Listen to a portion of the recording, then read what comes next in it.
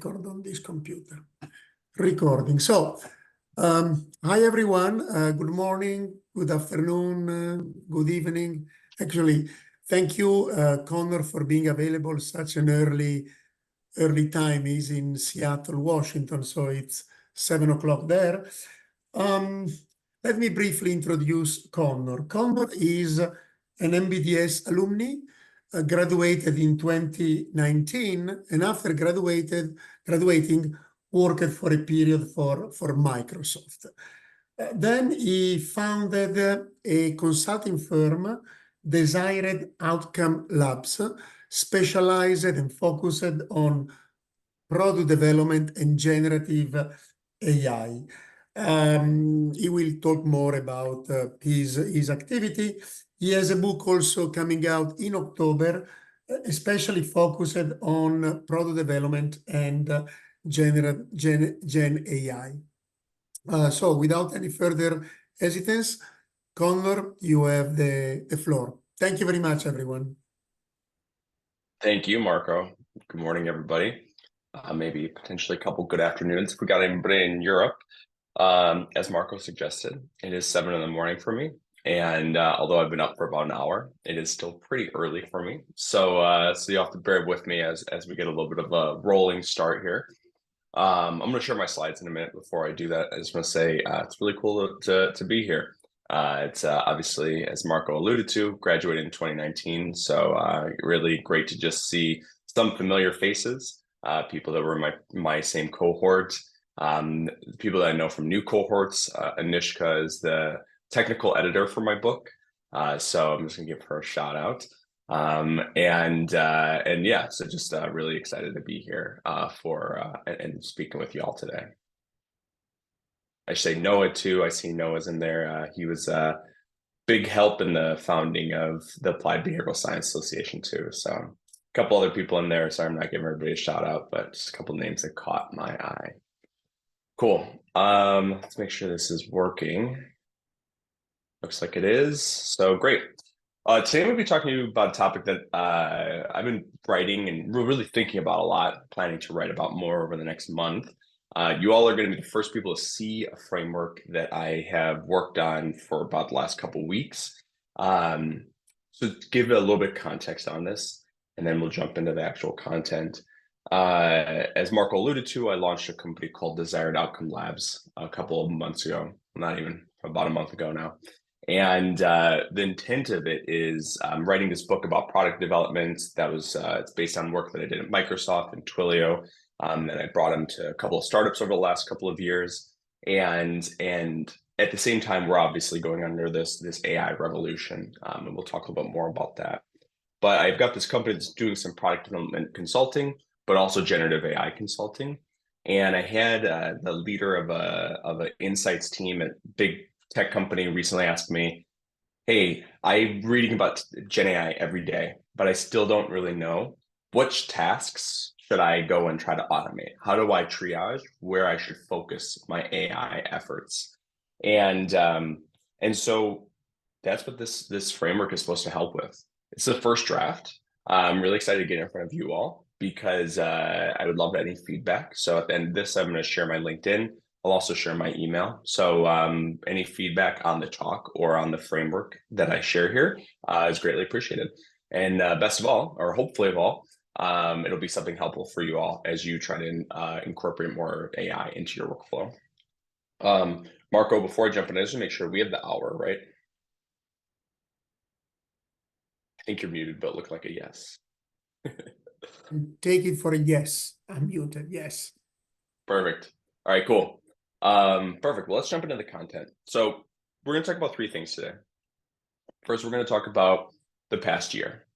As I'm going to allude to, generative AI has really changed the game. We're seeing it bleed through so many professions now. It's being incorporated into products. It happened, I believe, November of a year or 2 years ago now. So it's a little over a year old.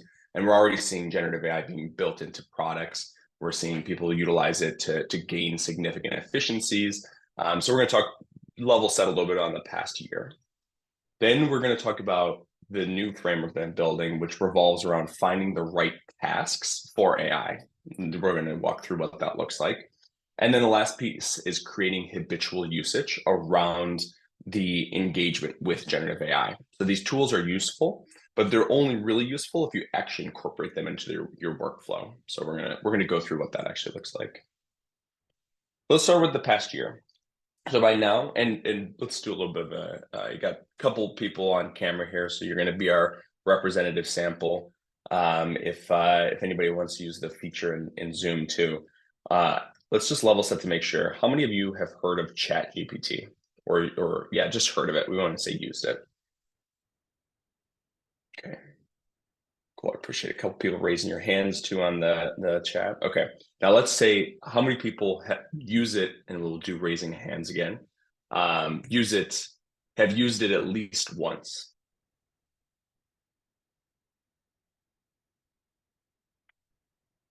All right, good chunk of hands. And then the last one, I appreciate everybody flipping their hands up and down, is you use it at least once weekly.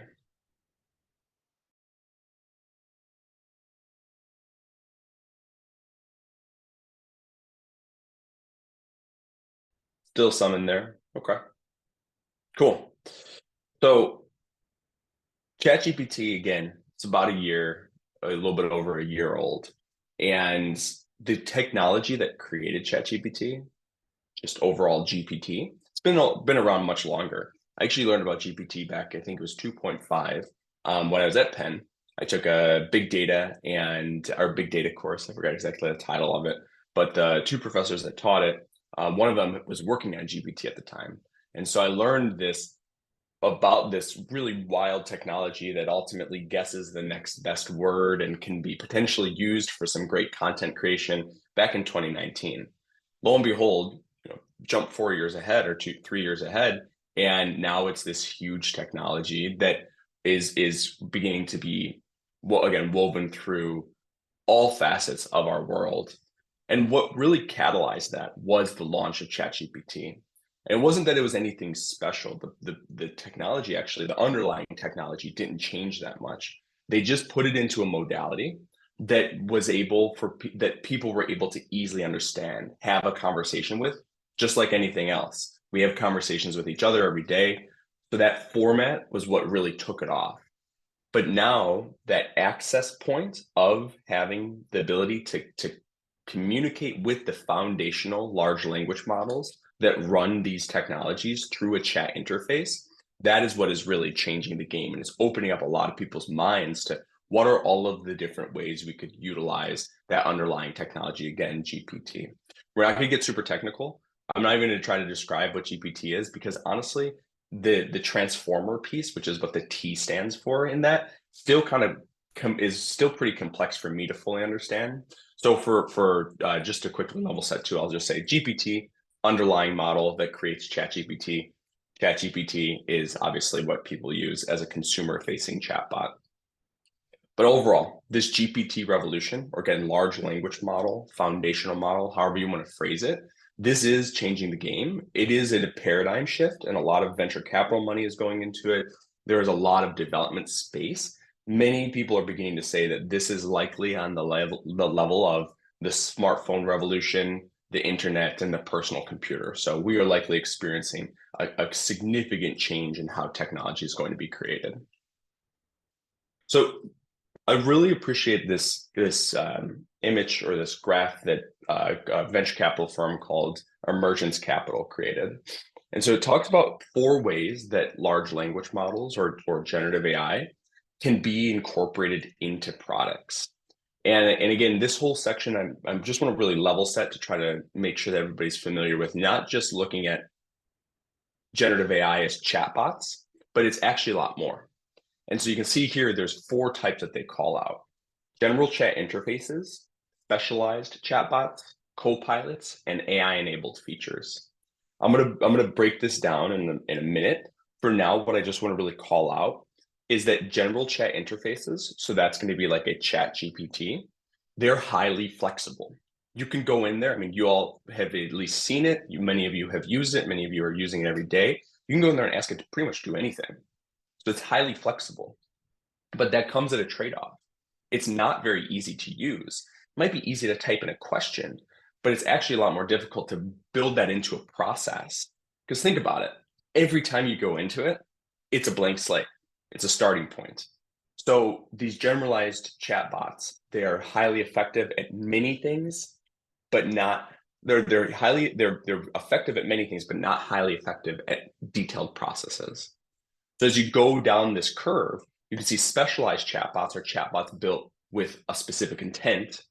Copilots aren't really chatbots. They're instead there to help you with specific tasks.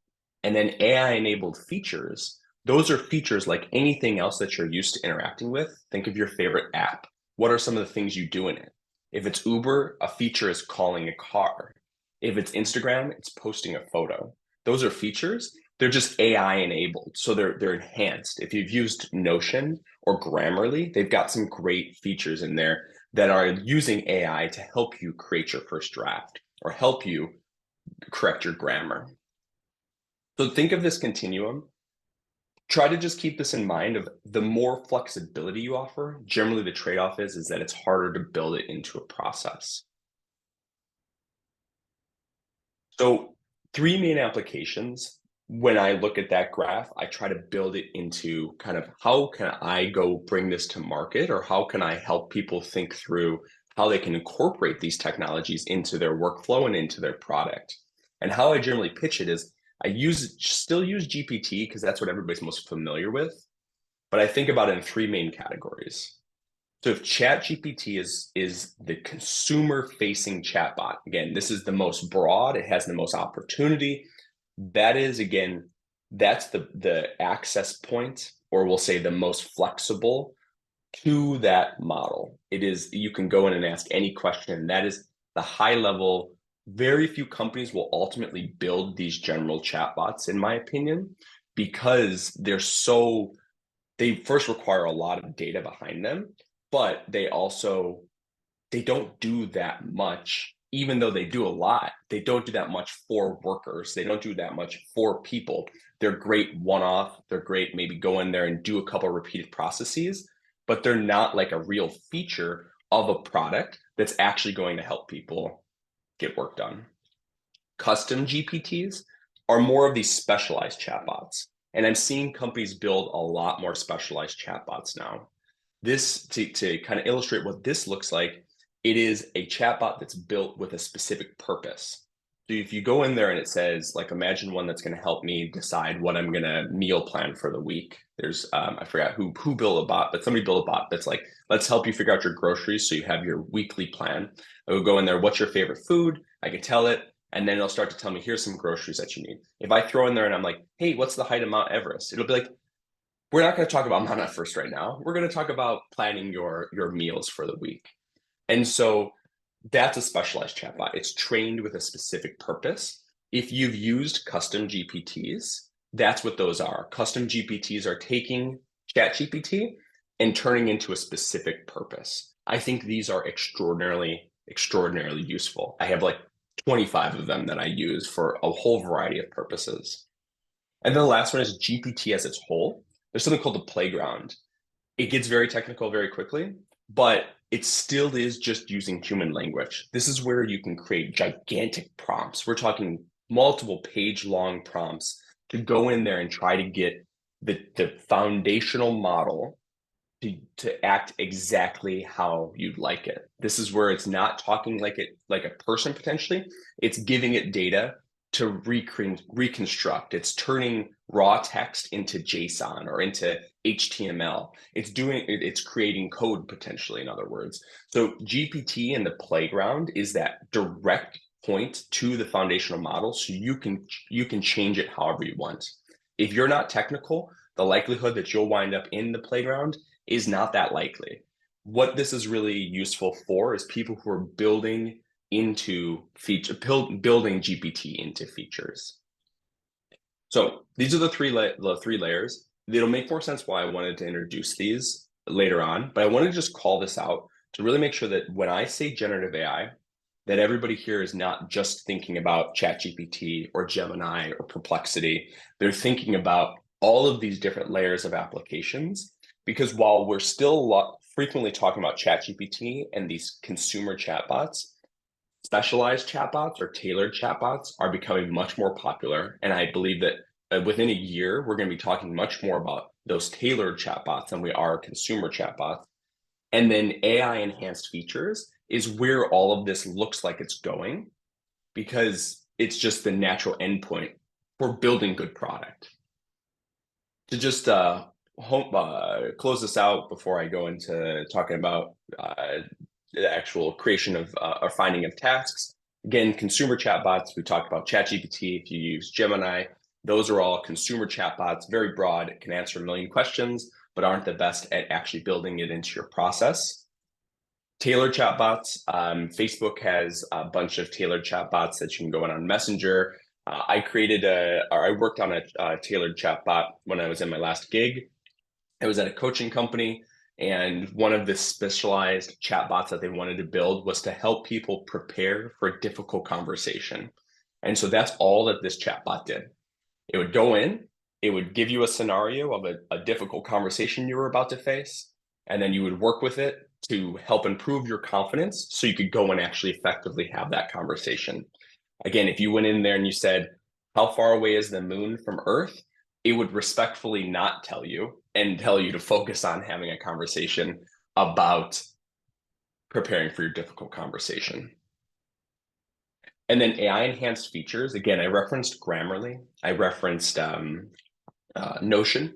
A couple of others here are Microsoft Copilot and Google Duet. If you've been into these productivity suites, you may have seen like type in a couple words and we'll create a slide for you. Or what do you want to do in Excel today? They ask these questions and they help. It's not a chatbot conversation. It's not bi-directional. It's just one directional. You tell it to do something and then it goes and creates it for you. And the last piece before we jump into the task stuff is I just want to call out, there are a lot of good tools that are being created. All of these are startups. And so it shows it's such a nascent phase. And I'm going to show this deck later, so if y'all want to go back and check these out, you can. But there is 4 companies I wanted to call out, or 4 really pieces of technology and some companies that are doing it. Thematic analyses. So anybody that's doing research with like user research, you're doing qualitative research, you're generating a lot of content, you generally want to do a thematic analysis where you go through that content, you code it, and then you create themes out of it.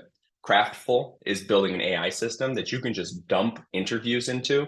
It goes through the transcripts, it finds the themes, and it can not only turn them into themes, but then turn them into product requirements that you can hand off to a product team. It's really cool technology.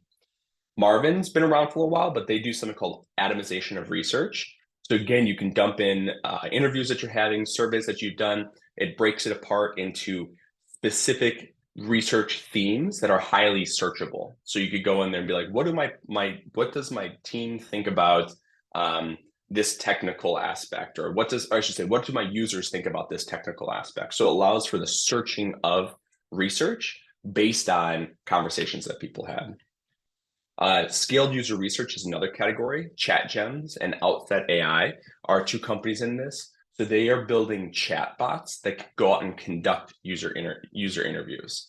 So right now I might send a survey and I might ask you 10 questions. ChatGems allows you to go and send a chatbot that will ask those 10 questions, but be able to dig in deeper where it has questions. So it's using that chat interface to go a level or 2 deeper than what a survey might. Outset does that, but it does it with voice. And so it's intended to replicate basic interviews. And the last one is Monterey AI. And they're doing metric automation.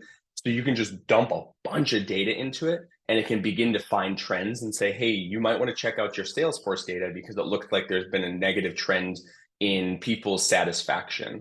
Or it looks like your Zendesk tickets have been going up since you launched this feature. So it's doing a lot of different automation of being able to catch trends in anyone's data. These are just to illustrate, this is why I say the future is likely in AI enhanced features, because it's all these startups that are going towards these types of products, or specialist chatbots in the sense of ChatGems and Outset. Cool. Let's dive into the fun stuff. So if you're sitting here now and you're like, okay, Connor, this all sounds really good, but still, most people here didn't raise your hands when I said, are you using this on a weekly basis? And so it's like, well, why are you not using it on a weekly basis is the question. And some people might have ethical reasons, some privacy reasons, some are like, I really just don't want to do this. That's totally fine. But this technology is also advancing rapidly.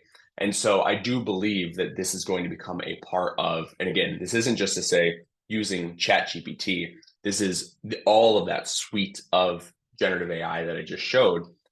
I believe this is going to be something that everyone will be using, begrudgingly or not, in the next year. And the reason I say that is because of, again, how much this technology is being woven into every technology that we use. And so my philosophy is to really understand how you can grow with this technology, you need to deconstruct your job into a collection of tasks. And then you need to find the tasks that are most ripe for efficiency gains using this technology. And in the parallel, you need to find the tasks that are least ripe for efficiency gains, the things that are most human, and you need to double down on those because those are the ones where you will continue to create unique human value. We're going to talk less about this piece. We're going to just hold that to be true. Things like interpersonal conversation, that is something that's still very human, and that chatbots will take a while not to catch up in conversation, but to be able to actually feel like you're talking to a person. Cognitive tasks, which we're going to talk a lot about, are much more the ones that are ripe for efficiency gains with this type of technology. It's a little introduction of what we're about to talk about. So two superpowers of GenAI that I want you all to keep in mind. First is that there's content creation and refinement. This is the easy one. Again, anybody that's used ChatGPT, you can go in there and be like, write me a poem in about Japan in the 1800s, but do it like you're a starship captain from Star Trek or something, and it'll go and do it, and it does it really well. It creates content. You can go in there and say, here is all of my emails for the last 10 days. What's the 3 biggest themes that you see? Summarization, and it can comb that in. And then you can do what I call punch-ups. Really, I don't call it. I've heard it called this, and I love it. Is that you can go in there and say, here is something I've wrote, make it better. And better can be defined in a lot of different ways. The other big superpower that GenAI is beginning to show is since these foundational models are trained on the corpus of human knowledge, they actually do a really good job identifying empathy. If you haven't, I highly suggest you go in there and you give it a role. Say you are a manager of a leading Fortune 100 company. You are facing this problem. What are some of the solutions that you'll go and try? And it'll give you some ideas. Or you can go in there and say, whoever your target audience is for whatever job you do, go and have ChatGPT or a specialized chatbot act like your target customer, and then ask it some questions. Similarly, you can give it a really difficult situation you're facing and ask it to give you every point of view possible. So you can see why people would take different actions, and it can grow empathy. These are the two superpowers. There are more, but these are the two superpowers I think are especially useful for pretty much any person. Most of us do something with content, and most of us will benefit from having a little bit more empathy in our work. So with that, we're going to talk about breaking a job into a collection of tasks, and then I'm going to introduce this framework for how you can actually triage which tasks are best ready for efficiency gains. This is where it's still 7:30 now, I guess. So the first one is we're going to start off with an applied researcher. Many of you were all grads from the program or familiar with the program. Many of you are probably in some sort of research adjacent role, whether that's user researcher, data scientist, applied researcher, some people's titles are, market researcher, whatever it might be. A lot of us probably have some sort of applied researcher skills. So hopefully this will be relevant for everyone, if not most. So if we look at what does an applied researcher do, there's a lot of different tasks. That's a very broad job. We, as in our economy, have constructed jobs as the main way we decide this is where I work for, this is how I get paid. But the reality is jobs are just collections of tasks. They're just a job description is just, here's what you'll kind of do in this job, and then you'll make yourself useful in other areas. And all of those different ways that you're making yourself useful are the completion of tasks. So just to give a couple slices of things I've done as an applied researcher, identify project opportunities, create interview scripts, conduct those interviews, and then share readouts while I'm tailoring them to the right audience. So if you look at the applied researcher, and again, this is a framework that isn't just for applied researchers. I want you to think about this, take your specific job. So if you're a data scientist, I recommend you go and write down all the tasks that you do as a data scientist. If you're a market researcher, same thing, write down all of your tasks. And then from there, you want to start to classify these tasks. There's three main buckets that I suggest with this. And this is an amalgamation of, there's some work out of MIT, there's some work out of Stanford, there's a couple different frameworks out there of how to classify tasks. I've bucketed into three main categories. Physical is the manipulation of anything in our world. Cognitive is the manipulation of anything in one's head or other people's heads. And then interpersonal is any actual conversation between one or more or two or more people. So cognitive is still in the head. Interpersonal is the actual what I'm doing right now. I had to use my mind to create this presentation, but it's an interpersonal task actually delivering it to this audience. So with that those three types of tasks, go in and categorize those tasks. So begin to think through each of your tasks.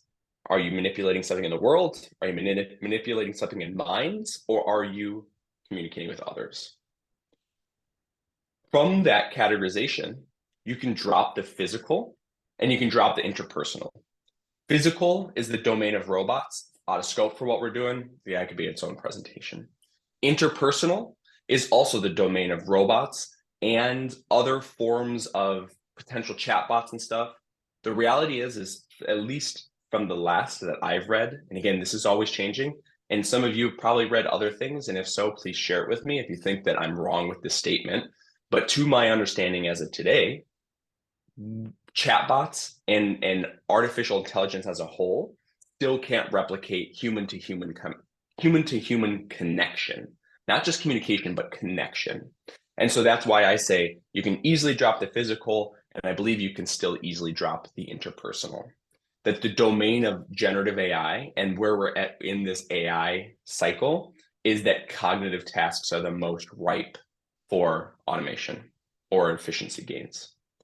So step one was we categorize our tasks. Step two was we drop the physical and interpersonal. We focus just on the cognitive.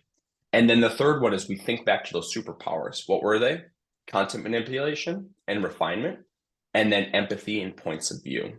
And so we home in on the tasks that require the most, or that require content creation and empathy, or empathy. So content creation and refinement or empathy. So if we look at our list here, I dropped it down to 7 tasks, some cognitive, some interpersonal. We can easily drop out setup interview environment because that's physical. We can cut out conduct interviews because that's interpersonal. So now we can just look at the cognitive, which is identify project opportunities, creation of participant outcome comms, interview questions, perform thematic analysis, and then tailor the research readout. And we can say, okay, all of those have some sort of content creation, but we'll go ahead and drop, I'm actually forgetting which one I dropped here. Oh, identifying project opportunities, because that is, while that's cognitive, identifying project opportunities is less content creation. It's more strategy, right? So we wind up with this list of 4 cognitive tasks, all of which are very finely focused on the creation of content. Again, creating interview questions, writing down interview questions. Creation of participant outreach communications. Again, we're writing a lot for this. Thematic analysis, less writing, but it's the creation of something new with that new content.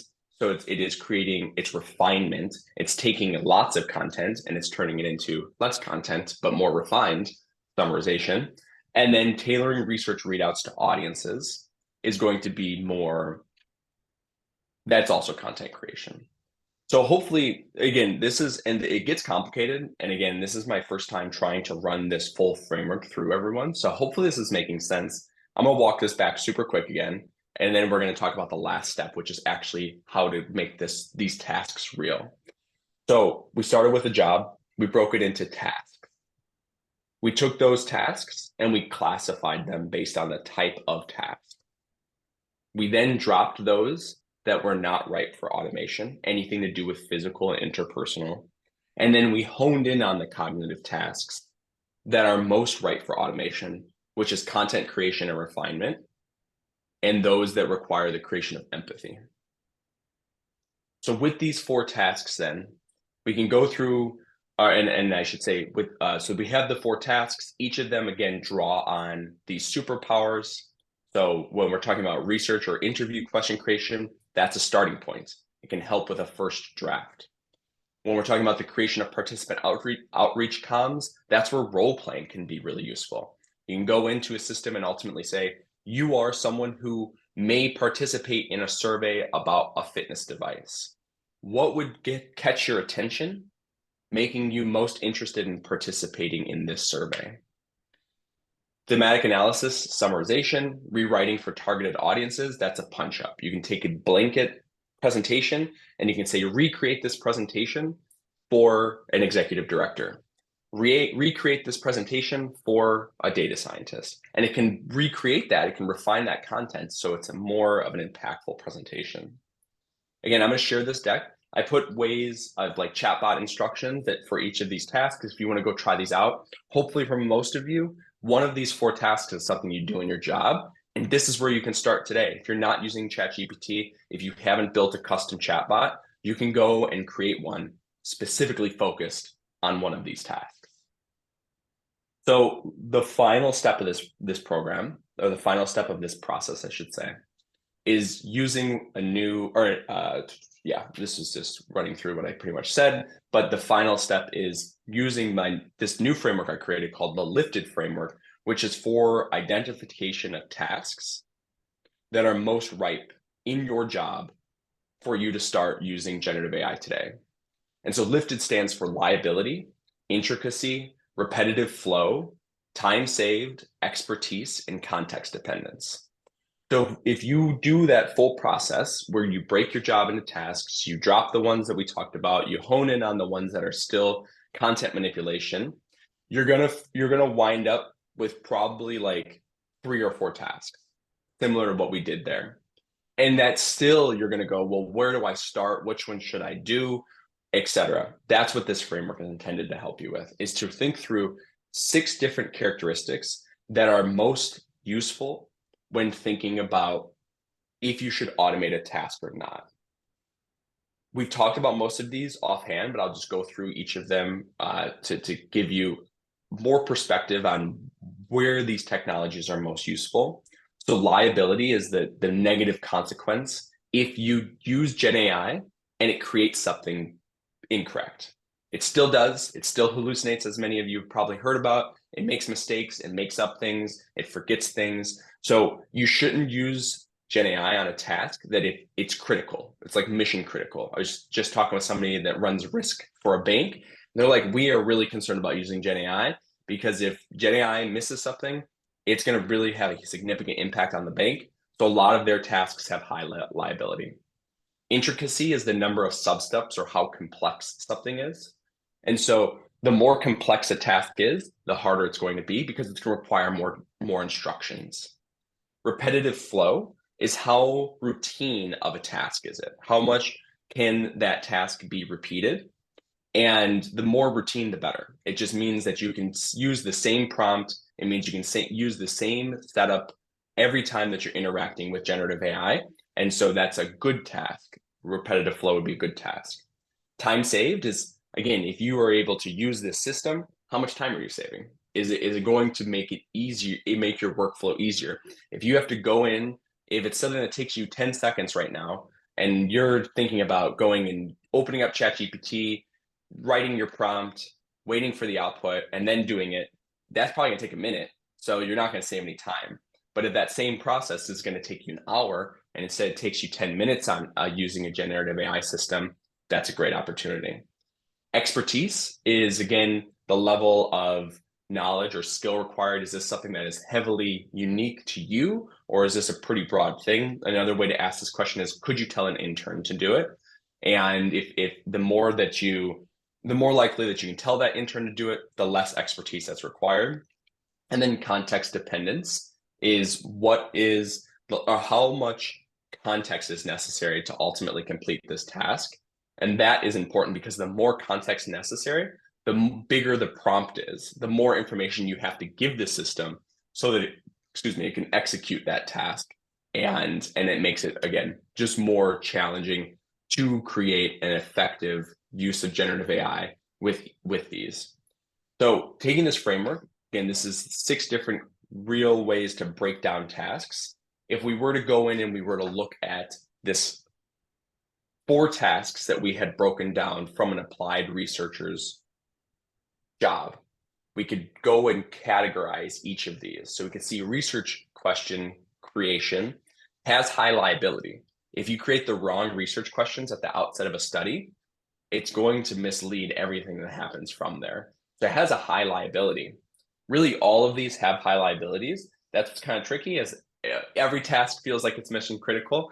That's not always true, but it is. At least it feels like that in many ways. But if you think about something like rewriting for a target audience, that's at least a little bit less critical. If it has a couple of wrong words in there, the liability isn't as high. When we talk about intricacy, you can see some or more. Thematic analysis has many steps to it. We're writing that research question, it is just one step. There is a lot of setup for it, but the actual creation of the question is less intricate.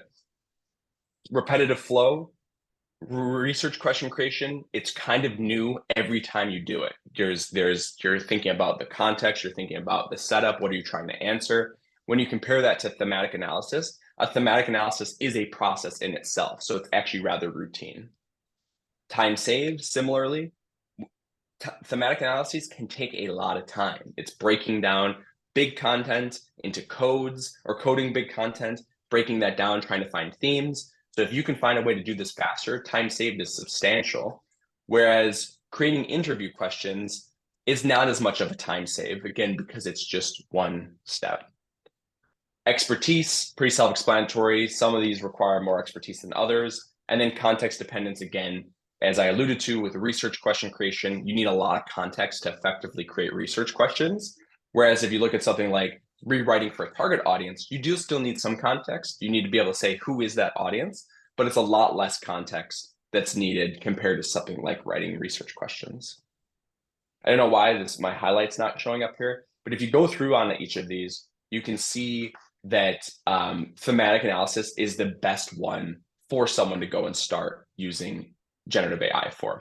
It's got lower liability, lower intricacy, it's highly repetitive, it's highly time saved, and then it's relatively lower expertise and context dependent. So all in all, breaking jobs into tasks, going and finding the tasks that are best set for efficiency gains within generative AI. And then there's this framework to be able to help triage within those tasks. Where should you start today with using, whether it be ChatGPT or Gemini, which are great starting points, or beginning to build more advanced systems like specialized chatbots or even custom features for yourself to be able to start to do these tasks. Hopefully this is helpful. The last section here, I'm gonna go through in a couple of minutes so that I can save like 10 minutes at the end for questions. But hopefully that section, again, first time running through it, first time introducing that framework. So hopefully it made sense. I would love your guys' feedback on it. I'm gonna write more about it. I'm gonna tighten up this track. But I also think that this is a great audience to see, not just from the use case of the applied researcher, where it's like I'm trying to make it so it resonates with the jobs that you all do. But on the same token, this is also intended as much to be a framework to help look at tasks as it is like a behavioral framework to say, this is how you can feel confident in choosing the right place to start to go and find automation. So anyway, hopefully that resonated. The last piece that I want to hit on here is, so let's say that you do that whole thing. So you go through and now you've found thematic analysis is the task that you want to automate. So you go in and you decide, today, when I run my thematic analysis, I'm going to use generative AI. That's great. That's a great place to start. I'm going to allude to that in a second. But the real efficiency gains is when you transition from just doing it once to actually using it in a habit, as a habit. Going in and every time you do that task, using the technology to ensure that you actually are, yeah, so you're creating the efficiency from actually using the technology rather than just one-off once in a while, having to go and do a lot of research just to do one prompt and then etc.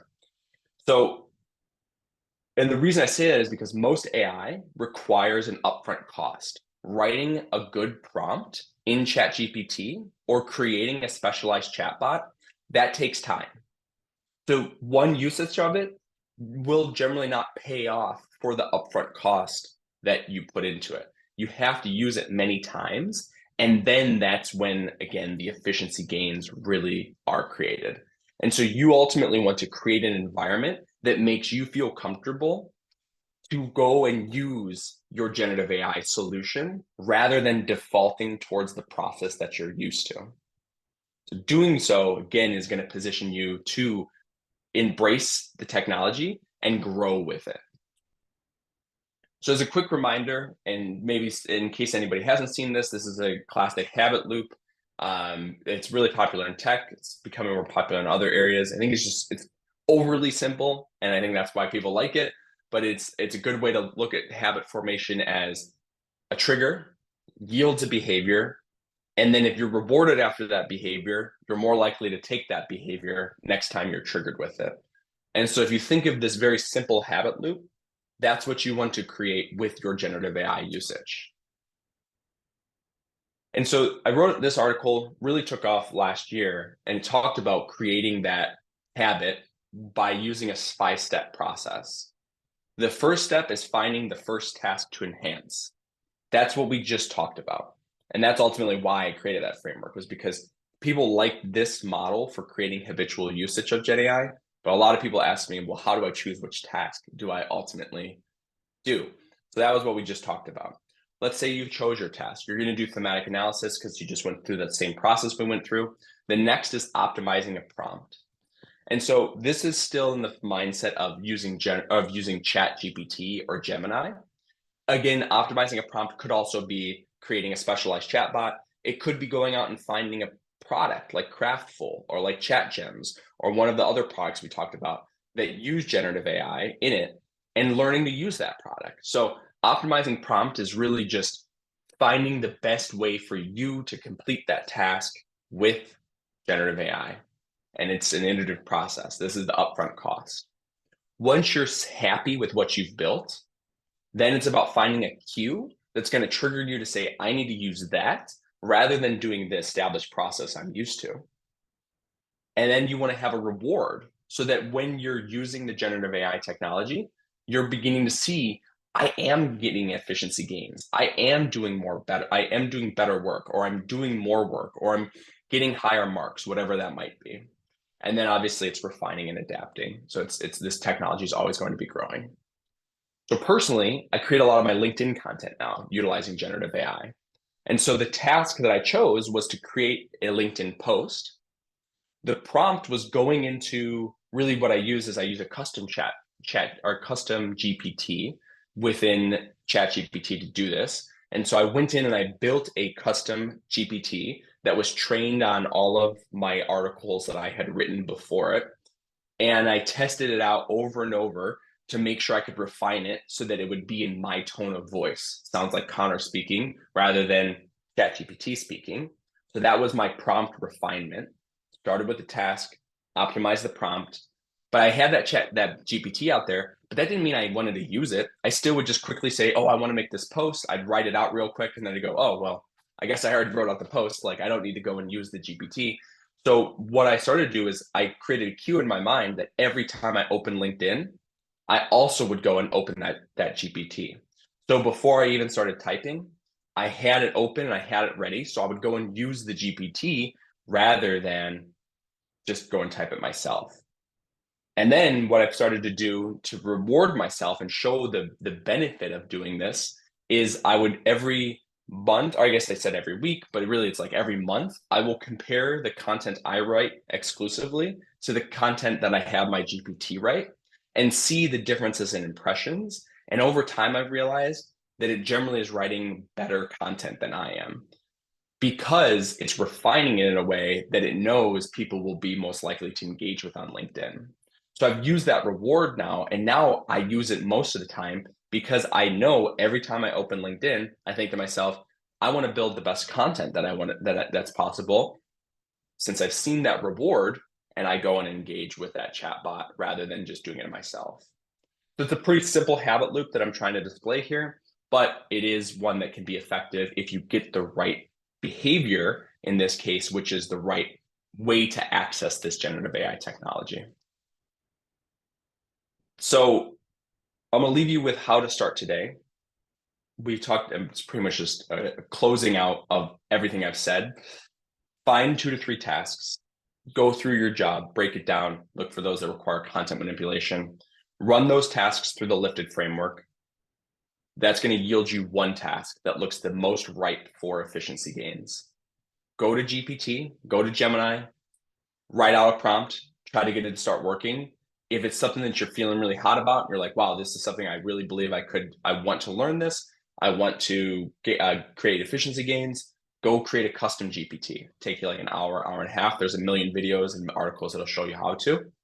Continue to refine it.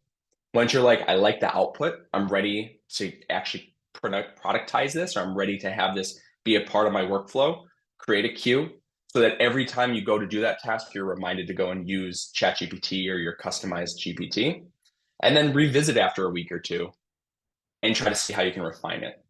And the more that you do this loop, the more that all of a sudden you're going to feel like I get the underlying technology of these, and you're going to start to do it to where I started. I said, I have 25 custom GPTs. I probably spend an hour to 2 hours every day in ChatGPT and Gemini and those to do my work. And it's yielded significant efficiency gains. So that is where I'd recommend starting today. I ran through a lot here, so I appreciate y'all's time. And I'll spend the rest of it answering any questions that might have come up. It's QR code links to my LinkedIn too. So if you all want to reach out via there, and I'm going to throw my my email in the chat here. Wow, Conor, thank you so much. Really, at least for me, and I hope for most of the audience, and I read the same on the comments, very educational, starting from defining what is a AI and the various uses and so on. So really, really educational and not technical, but technical enough to be utilized. We have few minutes left. I don't know if someone has questions for Conor. Maybe you have time for just one question. If not, we stop here and we thank Conor. So, someone has a question? Yeah, Julia, please. Yeah, hi. Thank you so much, Connor. This has been absolutely amazing, and it's been really like relevant for me. I'm actually working with a consulting company right now, and they're trying to create a playbook for clients interested in incorporating Gen AI into their workforce. And one of the biggest issues that we found in our initial qualitative research was not that people didn't want to use Gen AI, but that they were really struggling with prompting the chatbot. And I think it's really easy just to say like, oh, try prompting and then refine it and you'll get into the habit of building it.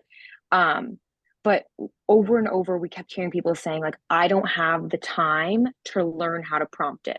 And if this is all about efficiency, like if I don't have the time to learn how to prompt it, like how am I ever going to incorporate it into my life? And then not only that, I think no one actually knows what it means to refine something. So like, what does that mean to put in a prompt, look at it, and then say, this isn't what I'm looking for. What keyword should I use instead? And so what resources or advice do you have for people who really can't get past the prompt step in your habit formation? It's good. I appreciate it. And it is really good call out too, that it is, I think prompting can feel scary. The former question you have of how to get people over that hurdle, I don't have a solid answer for. What I do have what I am more comfortable speaking to, and I actually might answer the first piece too, is the second piece, which is how do you refine it? And it's all about the output. And I think, I talked about briefly the company I worked at, or maybe I'll use an example of, I built a chatbot I call Tafky, which is based on that 5-step framework that I showed. And it's supposed to help you find a task in your job, and then it yields you a prompt you can go and put into ChatGPT right away.